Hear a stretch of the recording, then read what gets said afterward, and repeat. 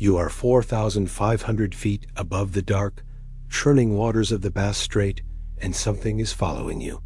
The cockpit of your Cessna 182L is small, cramped, and smells of old upholstery and aviation fuel. Through the plexiglass, you see it a flash of green light, moving with a speed that defies every rule of physics you are taught in flight school. It's not a plane. It's hovering, then diving, orbiting your aircraft as if you are nothing more than a toy. Your heart hammers against your ribs, a frantic rhythm that matches the vibration of the engine. The radio crackles in your ear, the voice of the controller miles away sounding thin and fragile against the vastness of the night. Melbourne, it's not an aircraft, you whisper into the mic, your voice trembling. It's hovering. This is exactly what happened to Frederick Valentich on October 21, 1978, over the Bass Strait, Australia. To understand how Frederick ended up in a game of cat and mouse with the unknown, we have to look at the man behind the controls. 20-year-old Frederick Valentich wasn't just a pilot. He was a dreamer with 150 flight hours and a growing obsession with what might be lurking in the skies. That Saturday evening, the weather was near perfect clear skies, light winds, and a visibility that seemed to stretch into eternity. Frederick walked across the tarmac at Moorabbin Airport, his flight bag in hand, feeling the cool spring air of the southern hemisphere on his face. He was flying a rented Cessna 182L, tail number Delta Sierra Juliet, a sturdy, high-wing workhorse of the skies. His mission was simple: a cargo run to King Island to pick up some crayfish, a flight that should have been a routine 90-minute hop. As he performed his pre-flight walk-around, he checked the fuel, the oil, and the control surfaces with the rhythmic precision of a man who loved his machine. He climbed into the pilot's seat, the familiar scent of the cabin wrapping around him like a second skin. At 6:19 p.m., the Lycoming engine roared to life, a steady, comforting growl that promised a smooth journey across the water. He taxied to the runway, cleared for takeoff, and watched the lights of Melbourne fade into a shimmering blur behind him. The Bass Strait is a notorious stretch of water, known for its unpredictable moods. But tonight, it looked like a sheet of black glass. Frederick leveled off at 4,500 feet, the cockpit lights casting a soft red glow over his instruments. Everything was normal. The needles were steady, the horizon was clear, and the hum of the engine was a mechanical lullaby. But as he approached Cape Otway, the last bit of mainland Australia he would ever see, the nightmare began. It started as a single light in the distance, a point of brightness that shouldn't have been there. At first, he thought it might be the navigation lights of another aircraft, perhaps a commercial flight or a fellow light plane. He called Melbourne Flight Service to check for traffic, his eyes locked on the growing glow. "Melbourne, is there any known traffic below 5,000? He asked, trying to keep his voice professional. The response from the controller, Steve Roby, was immediate and chilling. "No known traffic." Frederick blinked, leaning closer to the window, his breath fogging the glass as the light began to close the distance. It wasn't just moving toward him. It was playing with him. The object suddenly accelerated, crossing his entire field of vision in a heartbeat, leaving a trail of green light in its wake. In the tower back in Melbourne, Roby watched his instruments, but his radar screen showed nothing but the lone blip of the Cessna. Up in the air, Frederick's world was shrinking to the size of that cockpit and a terrifying reality outside it.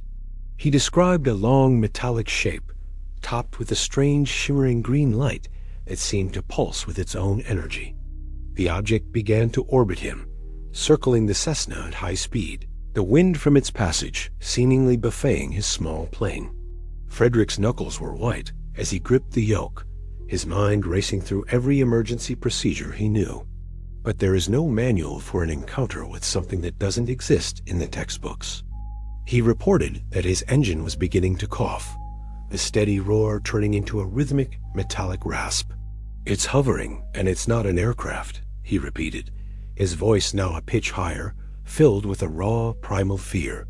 Then the engine began to idle roughly, the Cessna vibrating violently as if it were being caught in a magnetic grip.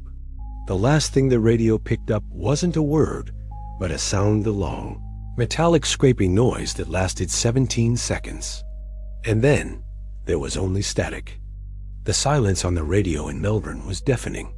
Steve Roby, the controller on duty, stared at his headset as if it had betrayed him.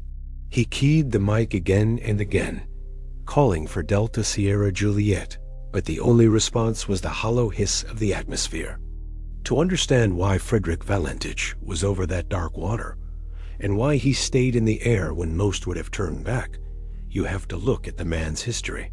Frederick wasn't just a casual flyer. He was a young man consumed by the sky and the mysteries it held. Born in 1958, he grew up in a world fascinated by the space race and the burgeoning era of modern aviation. By 20, he had already amassed 150 hours of flight time, a respectable amount for a private pilot aiming for a commercial license. However, his records weren't perfect. He had twice failed all 5 of his commercial license examination subjects. Just a month before his disappearance, he had failed 3 more subjects, a blow to his ego, but a fuel for his determination. Frederick was a Class 4 instrument-rated pilot, meaning he was trained to fly at night, but only under visual meteorological conditions. He was also a member of the Air Training Corps, where he was described as a serious, dedicated student of the air. But there was another side to Frederick, one that his father, Guido, knew well. Frederick was a keen observer of the UFO phenomenon, having studied reports of sightings across Australia with an almost academic intensity. He wasn't a conspiracy theorist in the modern sense. He was a child of the 70s, an era where close encounters of the third kind was a cultural touchstone.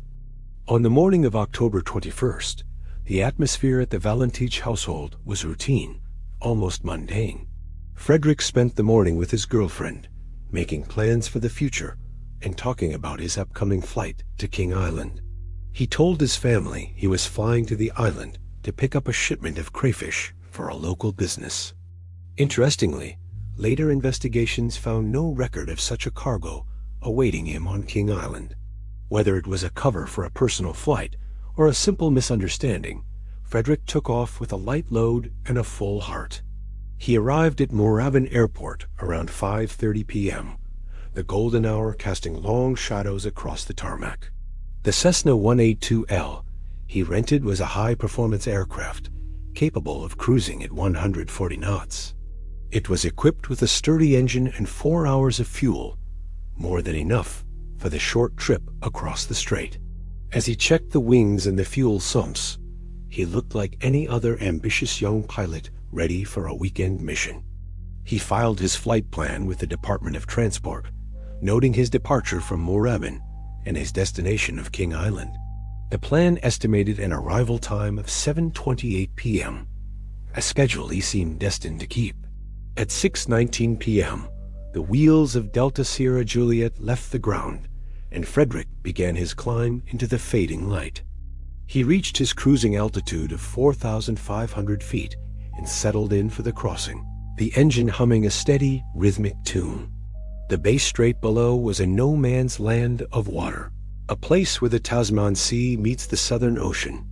It is a graveyard for ships and, occasionally, for planes that lose their way in its frequent mists. But tonight, the horizon was sharp, and the stars were beginning to prick through the deepening blue of the twilight. Frederick checked his heading, adjusted his trim, and adjusted his headset. He was alone, but he was exactly where he wanted to be, in command of his own destiny, high above the world.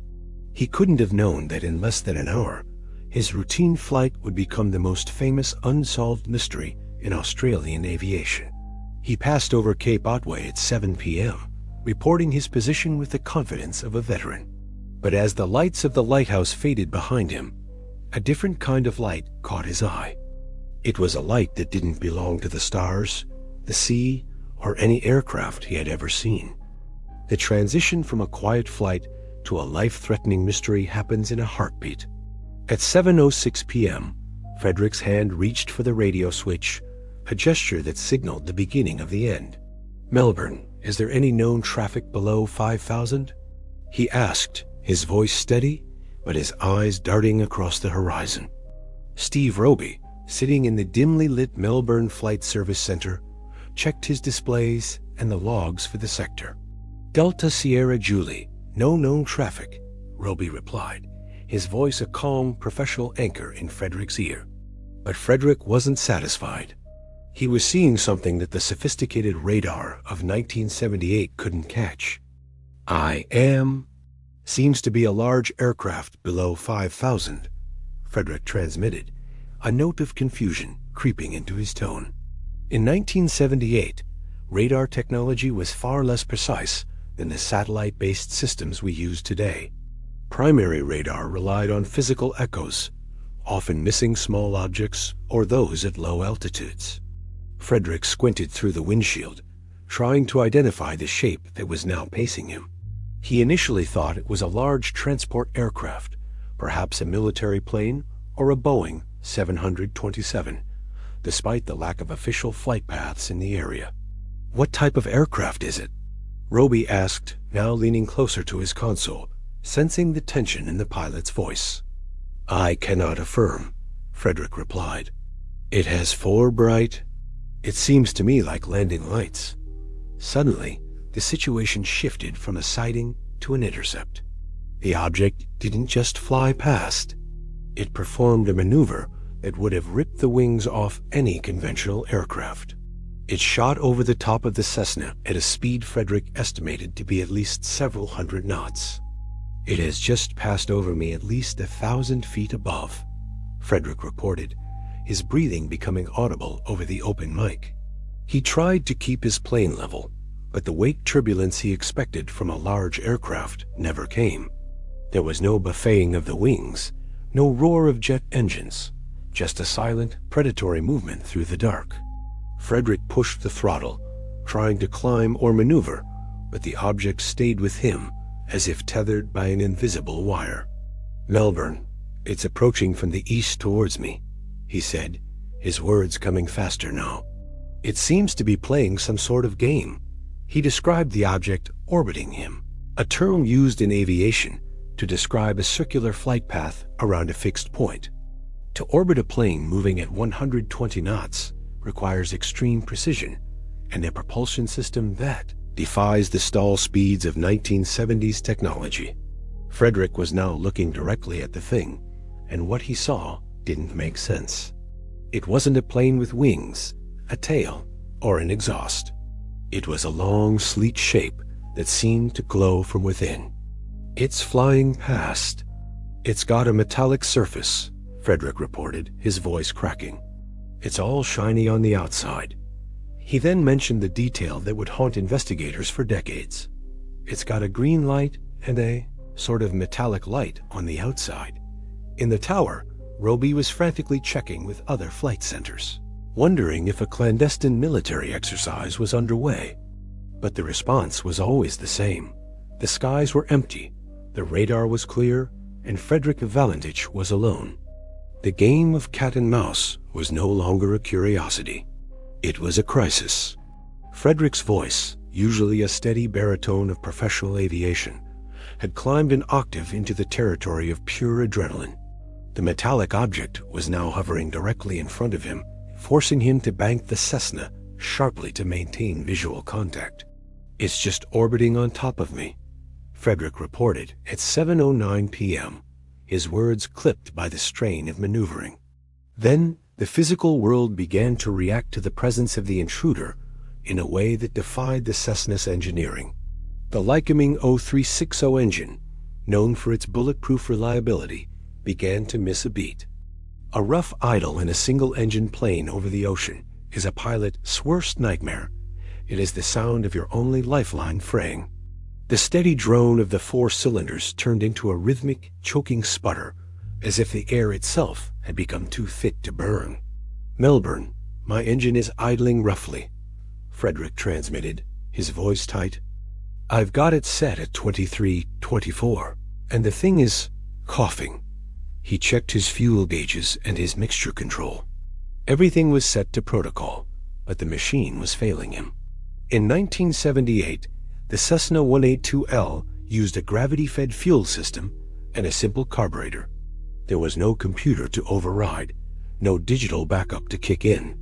He was fighting a mechanical ghost, and the silver object outside seemed to be the source of the interference. It's hovering again," Frederick gasped. "It's not an aircraft." The controller, Steve Roby, asked him to describe the object one more time, perhaps hoping for a detail that would make sense of the chaos. "It's a long shape," Frederick replied, his eyes wide as he watched the green glow reflect off his own instrument panel. "I cannot identify more than that. It's got such speed," he whispered, almost to himself. The cockpit was becoming a cage. The smell of ozone, or perhaps overheated electrical components, began to fill the small space. Frederick was now at 4,500 feet, but with an engine losing power, he was beginning a slow, agonizing descent toward the black water below. The lights of the object seemed to pulse in synchronization with the struggling beat of his engine. "It's hovering, and it's not an aircraft," he repeated, his last coherent sentence to the world of the living. Then came the sound that has baffled acoustic experts and investigators for over 40 years. It wasn't the sound of a crash, a scream, or an explosion. It was a sharp, metallic grinding, a screech of metal on metal that lasted for 17 agonizing seconds. It sounded like a giant lid being dragged across a steel container, or a fuselage being crushed by a massive, invisible hand. And then the frequency went dead. Steve Roby sat frozen in the Melbourne control tower, the headset still pressed tightly against his ear. He didn't speak for several seconds, his mind replaying those final 17 seconds of metallic screeching. "Delta Sierra Juliet Melbourne," he finally called out, his voice cracking slightly under the professional veneer. There was no answer, only the cold, indifferent hiss of atmospheric static filling the room. He looked at the clock. 7:12 p.m. The blip that represented Frederick Valentich had vanished from the tracking logs. Roby immediately initiated the in surfa phase, the uncertainty phase of an aviation emergency. He alerted the neighboring flight centers and checked with the Royal Australian Air Force, RAF, to see if any clandestine maneuvers were being conducted. The response from the military was a resounding negative. There were no jets, no balloons, and no experimental craft over the Bass Strait that night. By 7:33 p.m., the situation was upgraded to distressfa, the distress phase, indicating that a crash was now considered a certainty. A massive search and rescue SAR operation was coordinated, involving a RAAF Lockheed P-3 Orion and several civil aircraft. The Orion, a sophisticated sub-hunter bristling with sensors and infrared cameras, swept the dark waters where the Cessna should have been. If a plane hits the water at high speed, it often leaves a telltale shimmer of aviation fuel and oil on the surface. But as the sun rose on October 22nd, the pilots saw nothing but the endless white-capped waves of the Bass Strait. There was no debris, no life jacket, no floating seat cushions, and no oil slick. It was as if the Cessna 182L had not crashed into the ocean, but had simply ceased to exist in this dimension. The search area was expanded to cover over 1,000 square miles, with boats joining the effort to scan the coastline of King Island and Cape Otway. Water in the strait is notoriously deep, and the currents are powerful, leading some to speculate the wreck was swept away instantly. However, investigators were puzzled. Even in the worst crashes, something usually floats to the surface. In 1978, the Bass Strait was a busy shipping lane, yet no vessels reported seeing a falling plane or an explosion in the sky. The only thing they found was more mystery. As the search continued, the news of Frederick's final radio transmission began to leak to the public. The transcript was terrifying, detailing a metallic object with green lights that was not an aircraft. The Australian Department of Transport was suddenly Under immense pressure to explain how a pilot could vanish while describing a UFO, while the RAF Orion circled the empty ocean, the investigation on the ground was uncovering something even more disturbing. It wasn't just Frederick who had seen something in the sky that night. The Bass Strait was alive with anomalies. Over 20 separate witness reports flooded in from people along the coast of Victoria and King Island. One witness, Roy Manifold, was taking time-lapse photos of the sunset at Cape Otway, just 6 miles from where Frederick vanished. When his film was developed, it revealed a grainy, dark object emerging from the water or the horizon, moving at an incredible velocity. The photo showed a blob that lacked any wings or tail, surrounded by a strange shimmering distortion of light. Ground witnesses described a cigar-shaped craft with a greenish glow, mirroring exactly what Frederick had reported over the radio.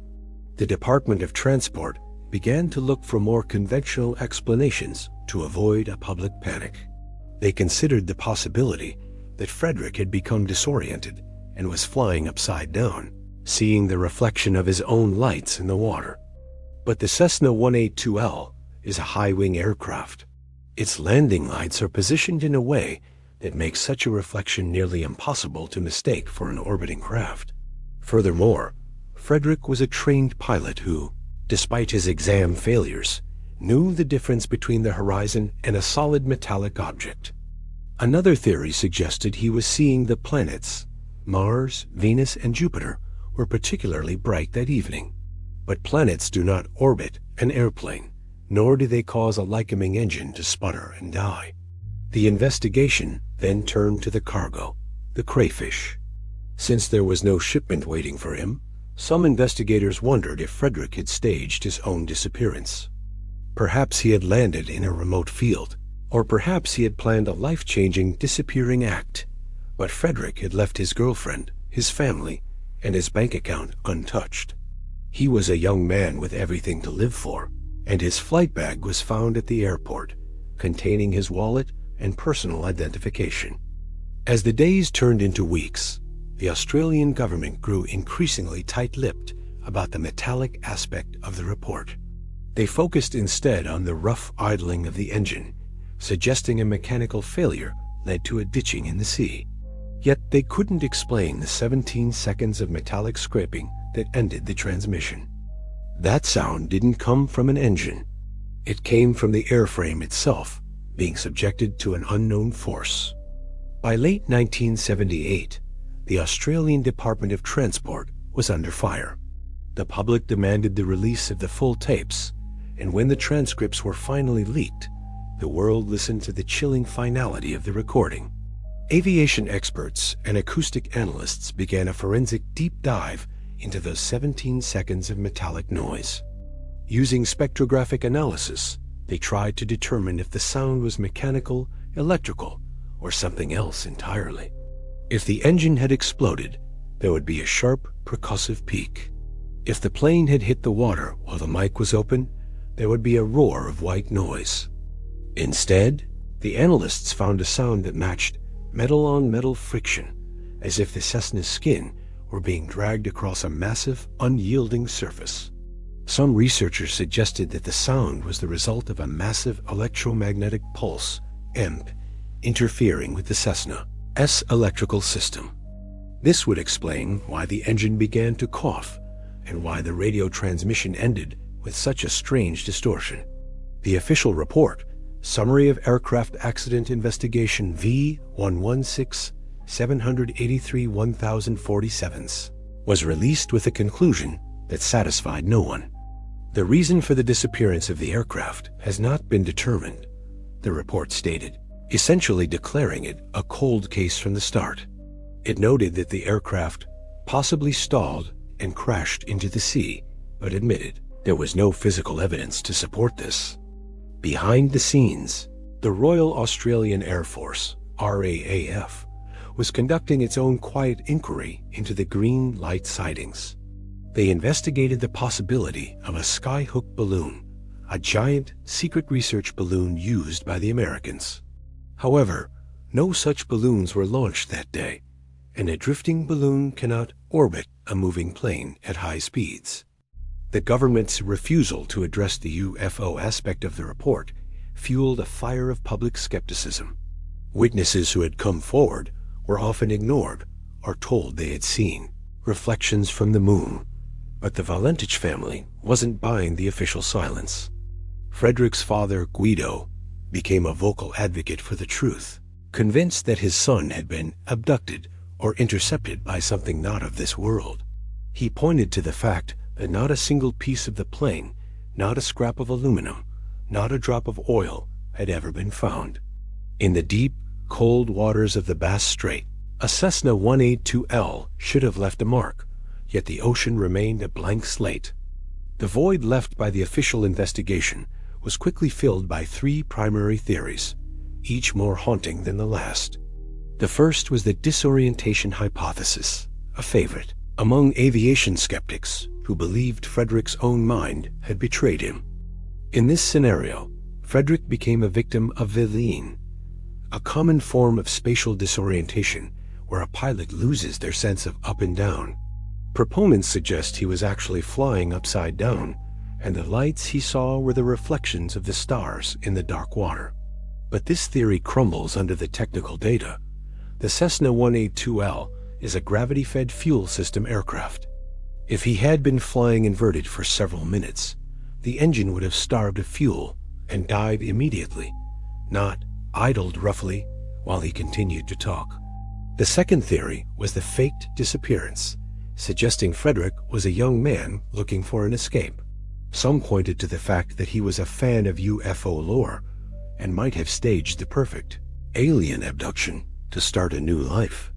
Yet, there was no record of a landing on King Island, no secret fuel stashes, and no sightings of him ever again. For a 20-year-old to vanish without a trace in a world before the internet would require a level of professional tradecraft Frederick simply did unpossess. The third theory, and the one that remains the most chilling, is the intervention. This theory suggests that Frederick stumbled upon a secret military experiment or something truly extraterrestrial. The green light he described is a common detail in hundreds of UFO reports from the 1970s, often associated with high-energy electromagnetic fields. If the object was using a propulsion system based on intense magnetic or gravitational waves, it would explain the rough idling of the Lycoming engine. Aviation engines rely on a precisely timed electrical spark. A massive magnetic field would scramble that timing, causing the engine to cough and stall. And then there is the sound that's 17 seconds of metal being ground like wheat in a mill. Some researchers believe the Cessna was being pulled into a physical docking or being crushed by the pressure of an unknown field. Whatever the truth, the lack of wreckage remains the strongest piece of evidence for the impossible. In almost every other crash in the Bass Strait, something eventually washes up on the rugged shores of Victoria or Tasmania. But for Frederick Valentich and Delta Sierra Juliet, the ocean stayed silent, refusing to yield even a single rivet. Today, the Bass Strait remains as beautiful and treacherous as it was on that October night in 1978. If you visit Cape Otway today, you will find a small, understated plaque dedicated to Frederick Valentich. It overlooks the very waters where the young pilot made his final frantic radio call. The mystery of his disappearance has never been solved, and the Australian government's files on the matter remain a mixture of redactions and unexplained conclusions. In 2014, a new lead emerged when a researcher found a witness who claimed to have seen a giant aircraft with a green light hovering over the strait at the exact time of the disappearance.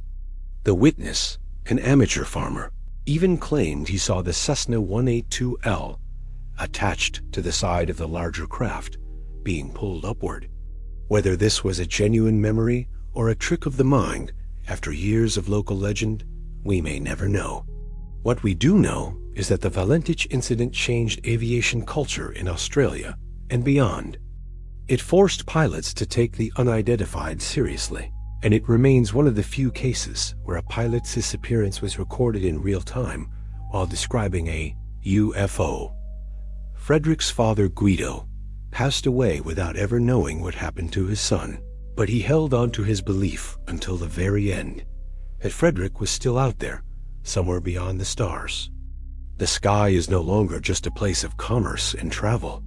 For those who know the story of Delta Sierra Juliet, it is a place of profound mystery. Every time a pilot sees a light that doesn't fit the pattern, every time an engine coughs without a mechanical reason, the name Frederick Valentich is whispered.